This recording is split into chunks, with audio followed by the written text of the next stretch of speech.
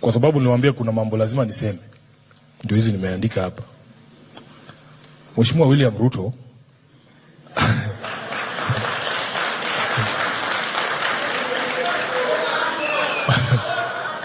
Mheshimiwa William Ruto knows he is going home. And the reason why he is going home is because we are applying the very same medicine he applied in 2022 to become president. William Ruto rode on the back of a slogan to become president. He was just singing hustler and the bottom up. Sisi tumekuja na yetu ya 2027. Nasema tu William Ruto one term. William Ruto one term. Nilisikia akisema ati the bar has been raised. When was the bar raised? When was the bar raised and by whom? Wewe uko hapo ndani kwa sababu ya slogan. Slogan ziliisha lini? Atuambie. Atuambie. Na ile kitu mimi najua, Wakenya wameelewa agenda yetu. Ni yeye ndio mslow. Yeye ndiye amebaki. Yeah.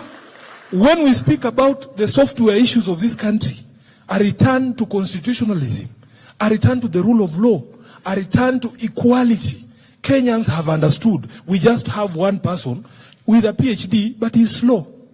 Hajashika, bado anakaa kituuliza, agenda yenu ni gani? Nyinyi vijana, mumeona nilikuwa nimewaambia, inauma sana because I have been in your space.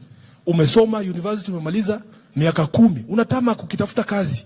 Alafu unasikia ati barua za TSC zinachukuliwa, badala wafuate mfumo wa TSC, barua zinauzwa. Waanza wanachukua wanapea wabunge, alafu wanauzia watu. Sasa kwa mfano, wewe kama umemaliza KU 8 years, 10 years ago, bado unafikiria ati kuna meritocracy pale kwa TSC, unangoja barua yako. Na wamechukua mabarua wamepatia MPs, na MP mwenyewe anauza, na kwenu lazima muuze hata mpaka shamba ndio mpate hiyo 400,000 mnataka. When I talk about meritocracy, wa Kenya wamenielewa, imebaki mmoja tu na PhD ambaye ni mslow. Haelewi. Yeye anakuja hapa Nairobi, anapiga sherehe, anaweka pale KICC kama hii. Kipindi ameita watu hapa ati amebeba mtoto aseme ati SHA ilimlipia.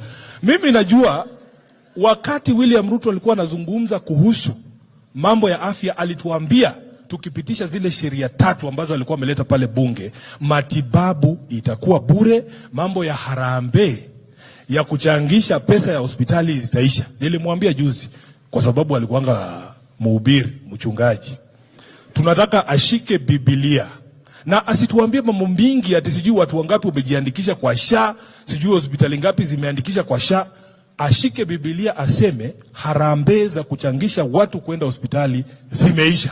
Hapo tutajua SHA inafanya kazi. Anataka tukue kama yeye. Anataka tuuzie Wakenya uongo. Sisi wengine wetu bwana tumelelewa na kina mama ambaye angekupata hata kama unalamba sukari unapigwa kofi nyingine unaanguka huko chini.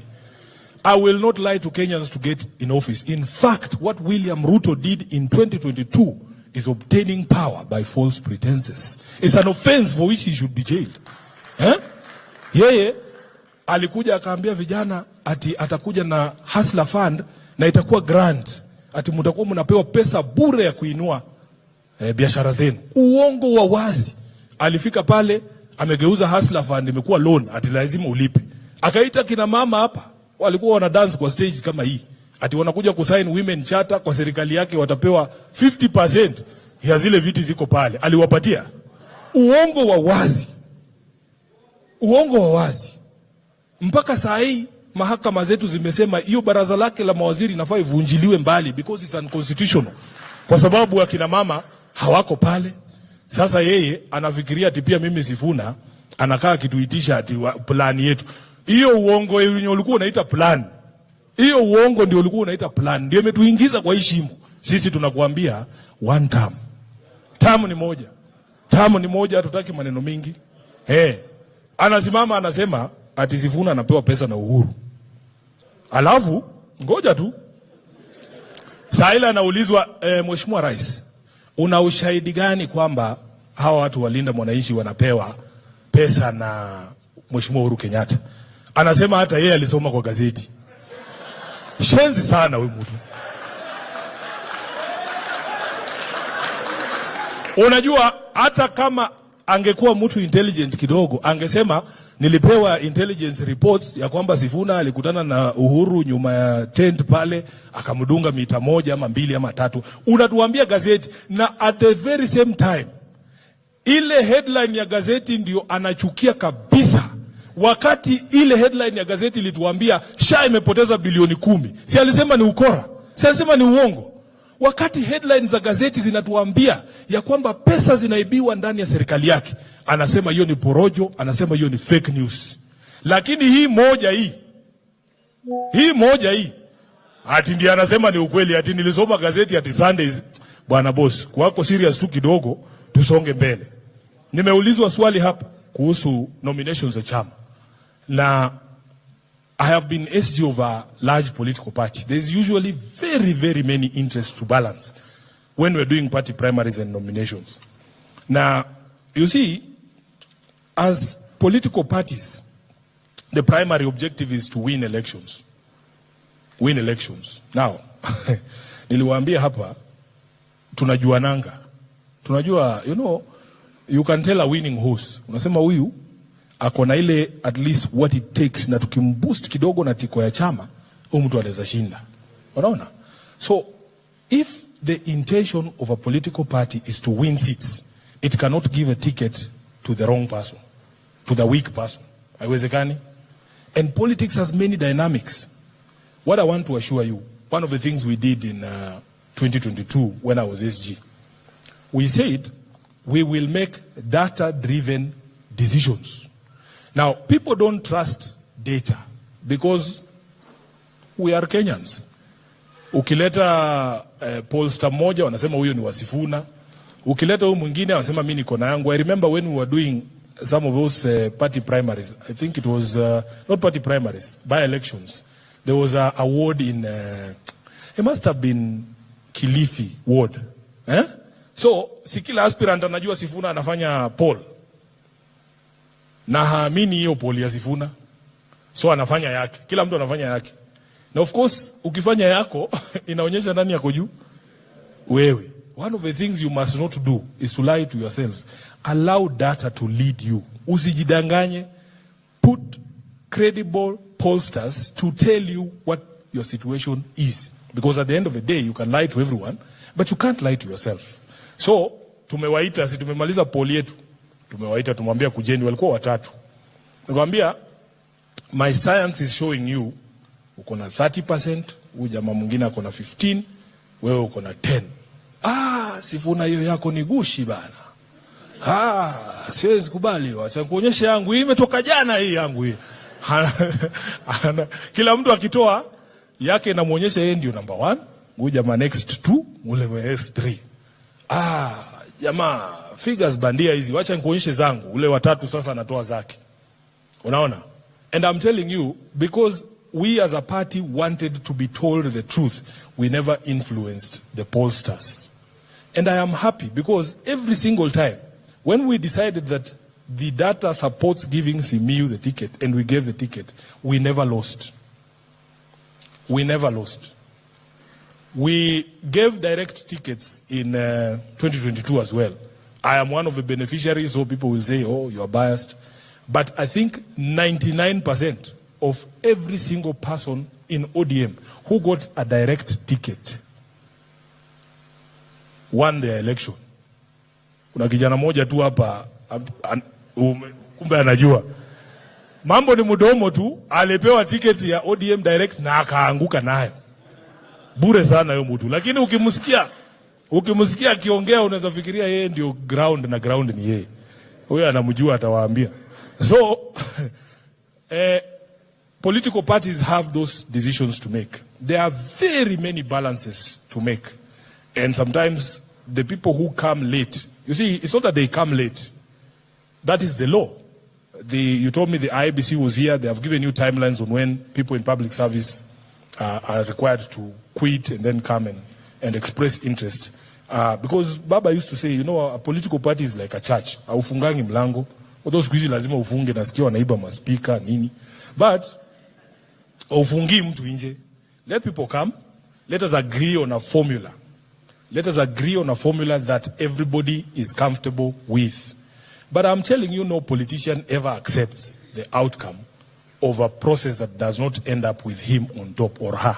Inakuwaga tu hivyo.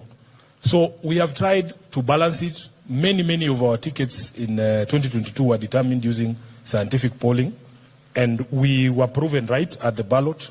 And then there was party primaries in select areas where the competition was too close to call. In fact, we had agreed that if the margin of error or difference was less than 5%, you guys have to go to primaries. But I want to make this assurance here, because I have been a victim. I have been a victim of a flawed process in 2017 when I was running for MP of Kandui in Shags. I was running against the sitting assembly speaker in Bungoma, and I had no money. In all honesty, I had no money. On the day the ballot papers arrived, sasa sisi ati tumekuja kama aspirants, sisi wote tuna escort ballots zikigawanywa kwa polling centers. Jamaa mmoja sitamtaja juu ni rafiki yangu siku hizi. Anza wewe Sifuna, mimi sijaona mtu mjinga kama wewe. Yaani umekaa tu kwa hii gari unazindikisha ballots. Si useme uko na ngapi tukuachie ballots uende nazo, sisi tunasema zilifika. Kaambia boss, sasa mnataka pesa ngapi? I think I asked me for like $500,000 shillings, like mimi sina, acha tu tusindikishe ballots. Haya. Kura zikapigwa. I remember, you know, one of the arguments ODM used to make in the Supreme Court is that because we have 6 elections in one day, everybody is given 6 ballots. So all the ballots for all the positions must tally. That's what we used to say in the Supreme Court.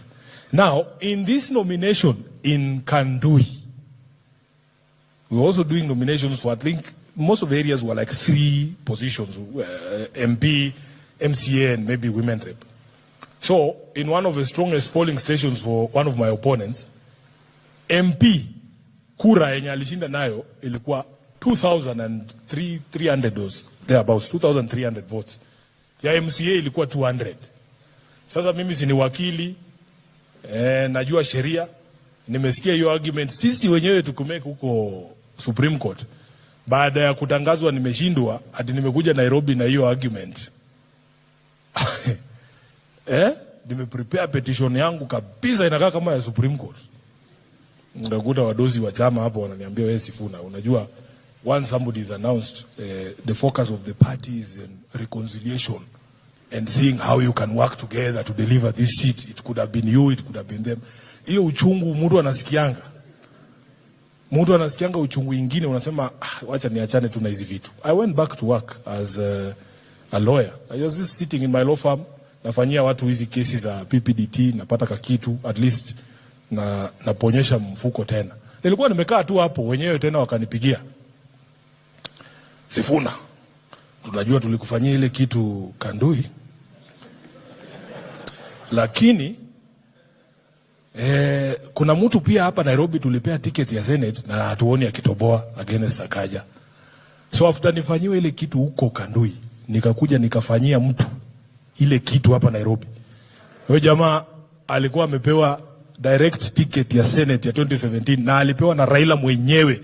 Paka kuna clips ilikuwa live kwa Citizen akichukua hiyo certificate. Akaambiwa wewe boss. Ulikuwa umeweka wapi? kuja nayo. And that is how I became the Senate candidate for ODM in 2017. Pigwa kiatu huko, pia mimi nikakuja kapiga mtu mwingine kiatu hapa. Hiyo ndio maisha. Sasa utakao ukilia mpaka siku gani? Mnanielewa nyi watu? Mkae ngumu bana. So these political parties have processes and they are not perfect, but what I want to assure you is that as a generation of leaders, we want to perfect that system. We want a fair system. It's easier, by the way, for even your opponents to support you, even if they've lost a ticket, if they see that the process was fair. So we are hoping that in the new vehicle, we have learned a lot of things from our previous experience in other political parties. We want to pick the good so that we can make it better, but the bad manners has to be left behind, because as a generation, I feel that the country wants to see something different. Sindio? Haya, Mimi nimemaliza.